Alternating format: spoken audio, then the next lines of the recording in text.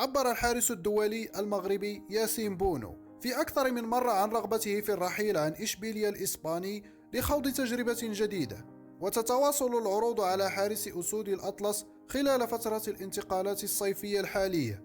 وكشفت تقارير إعلامية فرنسية أن نادي باريس سان جيرمان بدأ محادثات مع المغربي ياسين بونو حارس مرمى إشبيلية الإسباني، وذلك لضمه خلال الميركاتو الصيفي الحالي.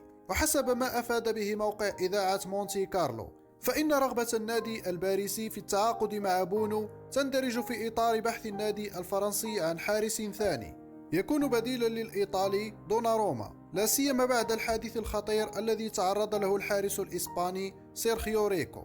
وأشار المصدر ذاته إلى أن لويس إنريكي المدرب الجديد لباريس سان جيرمان يبدي رأيه بشأن المسارات المختلفة للنادي فيما يتعلق بفترة الانتقالات الصيفية، مضيفا أن بونو صاحب 32 عاما يتمتع بخبرة قوية وموثوقية تجعله مثيرا للاهتمام لدى باريس سان جيرمان.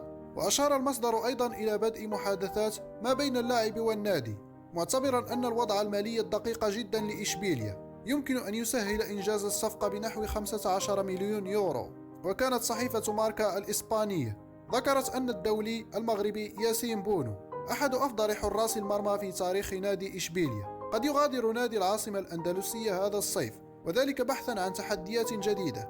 وكتبت اليومية الإسبانية أنه بعد 4 سنوات ونسختين من الدوري الأوروبي كان بطلهما، يدرك بونو أنه حان الوقت المثالي لاكتشاف بطولات أخرى، مسجلة أن فرقا مثل بايرن ميونخ وتوتنهام ومانشستر يونايتد تراقب عن كثب وضع الحارس المغربي.